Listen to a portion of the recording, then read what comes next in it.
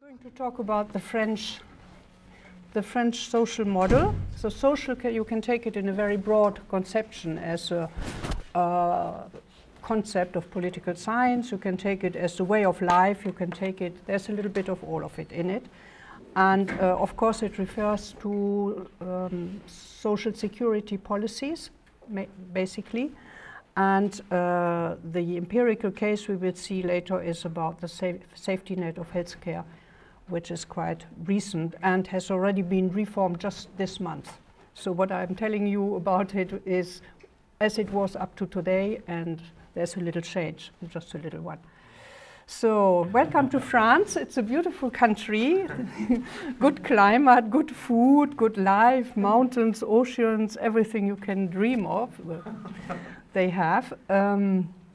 This is my plan, so I will first talk about the social model in France in real terms, life, money, policies. So very normal. Then we go a little part about the history, the norms and the values of the social security system, what they call the French social model. And in the end we treat, in the third part, an empirical case, how this is realized in one particular area, that is universal medical coverage for healthcare. It means, in other terms, the coverage of poorer people, how they access healthcare. Now, a little bit about France, population and life. There are 66.7 million inhabitants. Seems small compared to Japan. If you put together the population of Germany and France, then you have approximately Japan. So that gives you an idea about Europe being very diversified, smaller nations than yours. It is the second in the European Union population-wide. The first is Germany. And then it's sort of similar with Britain, Italy, and France are sort of more or less the same population.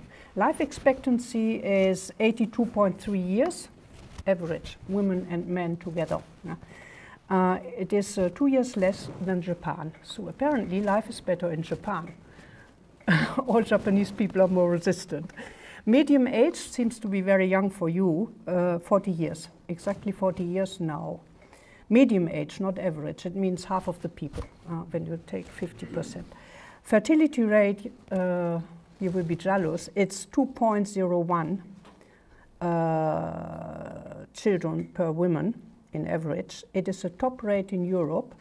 The average in the European Union is 1.58. So that gives you an idea about the very dynamic fertility in France. And when I learned about Japan, I decided to include a little part about this, how this is possible, into my talk. Work time, another difference with Japan, is very much limited by law and it is controlled. It's not just a written law, it is reality. 35 hours a week, you can work a little bit more, then there's overtime. But you're not allowed to work more than 10 hours a day, not more than 48 hours a week, and only 45 a week if it's 12 weeks consecutive. And these are rules which are controlled by public administration. So that's one big difference together with the fertility rate.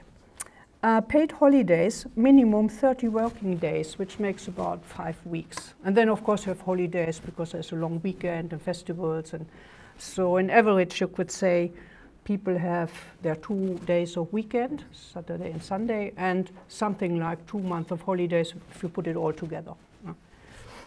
No, it's a little bit different. Although they have some difficulties, as you can guess. Unemployment is quite high, 10.5%, compared with Germany, 4.7%. Youth employment under 25 is very high. It's 1 out of 4 people. And compared to Germany, 7%, 25 and more, nearly 26 in France. European Union average is 20%, but it's the wrong evidence because most of this unemployment is in the south. Greece, Portugal, Spain, and Italy, where average ranges up to 45% in, I think it's in Greece. Now, this all what I told you already, you can imagine we pay a lot of taxes and a lot of social contributions because you have to finance all this. The children, all the many children and all the many holidays and all the unemployment costs a lot of money. So if you take all the compulsory deductions, compulsory ones together, taxes, all different taxes and contributions, only the compulsory ones, you reach 45% of the GDP. That's half of the GDP. In other terms, when you work 1 hour, half of it goes somewhere else, not in your pocket. Average in the European Union is 38, quite high, because the European Union, there where the big populations are, has a very well-developed welfare state. And if you take OECD average, it's 35. So France is much above. How many foreigners in the country? Officially foreigners, not French nationals, is 5%. But that's not very much, although the political debate is concentrated on this. In Germany, you have more than 10%, and Ireland is top in the European Union with 12% of official foreigners residents in the country. The Muslim population is difficult to estimate because it's forbidden in France to make statistics with ethnic or religious or whatever origins. So we don't know. We can only find it out by sort of field studies, and estimations vary from 7 to 10. I put 8 because I thought the difference was so big, and statistics I consulted were all very much different. So it's nearly 10% or just below, with a third saying they are really believers and living according to Muslim prescriptions. So that is the biggest Muslim population in Europe, outside the Arab countries. There's another big problem. Distrust in the political elite developed largely. People are very angry, they are afraid, they lack confidence in the future. And we have studies worldwide, you may have seen some, about the level of happiness in different countries. But the happiest people live, I think it was in Denmark, so somewhere, I think it was Denmark, some Scandinavian country. And France is really very down the bottom, at the level of some countries from Africa where there are really problems. So you wonder why. Nobody really understands it. People say that they are sad, they don't believe in the future, they don't trust anybody anymore, and especially not the politicians, whether they're from the right or the left. The result of all this is the National Front, an extreme right movement or very conservative movement, reaches nearly a third of all the votes. So that's a problem. The last regional election in 2015 brought more than 27% of all the votes for the Front National. It's a problem because they have an economic program which is just a disaster. Going back to the French franc, getting out of the European Union and things like this. And they have a discourse very against foreigners and against Muslims in particular, so there's a problem. Well, France is a country of cheese. Yes, but let's go back to the good things. Here are all the different regions who make different cheese. This is not only to show you a nice picture, it's to say this.